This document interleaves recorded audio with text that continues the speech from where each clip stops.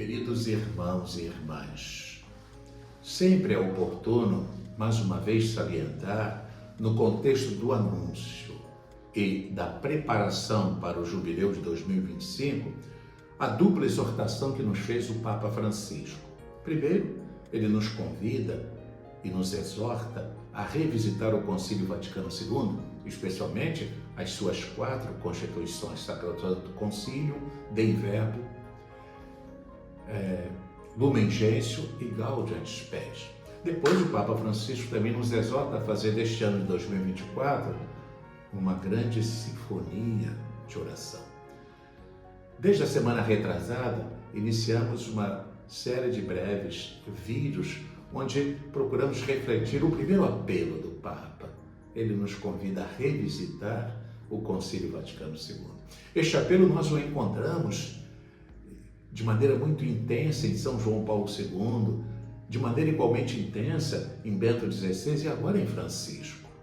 Francisco nos recorda que em preparação ao jubileu nós devemos retomar a riqueza do Concílio Vaticano II. E eu gostaria de lembrar que estamos expondo a visão geral de uma forma muito breve das 4 constituições. No último vídeo falamos sobre a Sacrosanto Concilium.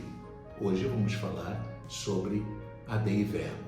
Eu tomo como fonte para essa brevíssima reflexão um preciosíssimo livrinho que saiu, o Concílio em Resumo, os 16 documentos do Vaticano II em forma abreviada e simplificada, de Dom Cirilo Folch Gomes. Recentemente, por empenho também do Regional Leste 1 da CNBB, ele foi reeditado. E o grande desejo de Dom Cirilo era, através dessas sínteses, desse resumo, ajudar as pessoas a entrarem na riqueza do concílio e a lerem integralmente os textos conciliares. Já refletimos sobre a Sacrosanto Concilium.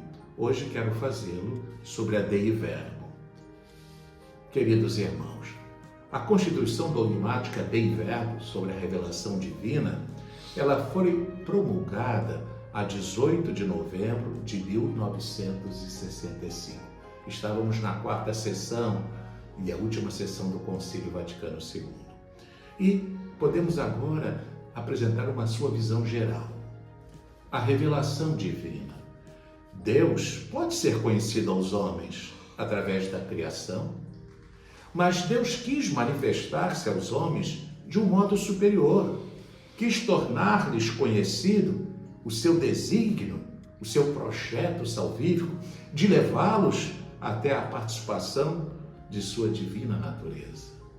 Tal revelação, começada no início da história, não ficou anulada pelo pecado, mas, ao contrário, passou a acenar para uma redenção. Recordemos-nos do proto-evangelho, daquele anúncio que, depois do pecado, Deus faz de pôr inimizade entre a mulher e a serpente, entre a descendência dela e a da serpente. E a descendência da mulher vai esmagar a cabeça da serpente.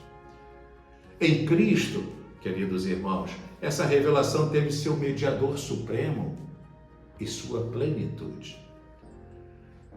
E esta revelação exige de nós homens uma resposta de fé, uma resposta livre e sobrenatural, uma resposta às palavras e ações do Deus revelador e redentor. Revelação divina. Agora, a transmissão da revelação, ela começou com os apóstolos, passou depois à igreja. Na época dos apóstolos, essa transmissão foi feita através da pregação oral dos apóstolos e também através de seus escritos inspirados, de alguns apóstolos e dos evangelistas. Na igreja, onde a revelação se conserva e cresce em compreensão com a participação de todo o povo de Deus. Mas só o magistério tem o ofício de interpretá-la com autoridade. A Sagrada Escritura.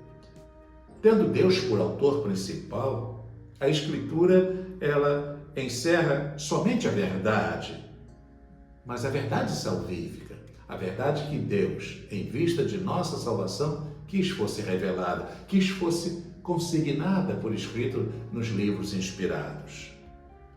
Redigida por homens que, embora inspirados, escreveram dentro de sua mentalidade e cultura próprias, a Bíblia, então, deve ser interpretada levando em consideração os diferentes estilos e circunstâncias da redação dos livros bíblicos. Nossa exegese. Nessa exegese, queridos irmãos, a última palavra pertence sempre não aos exegetas, mas ao magistério eclesiástico.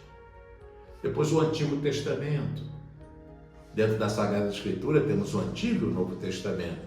O Antigo Testamento, sem deixar de ser verdadeira palavra de Deus, de perene valor, tem um cunho preparatório, aponta para Cristo e para seu reino, em cuja luz, e somente na luz, nessa luz, pode ser o Antigo Testamento esclarecido totalmente.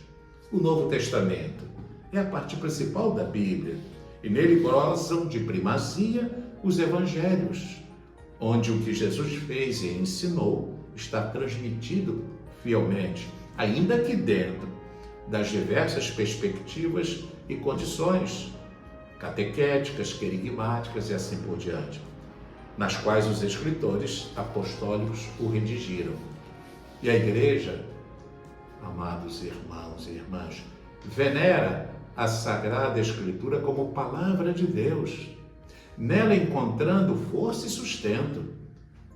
Recomenda-se, portanto, sua difusão, difundir a palavra de Deus, a Sagrada Escritura, seu estudo, sua piedosa leitura. Isso é recomendado a todos os fiéis, especialmente aos clérigos, mas a todos os fiéis. Queridos irmãos e irmãs, que a leitura e meditação da Tem Verbo possa nos ajudar a fazer sempre da palavra de Deus o centro de nossas vidas. Deus a todos abençoe.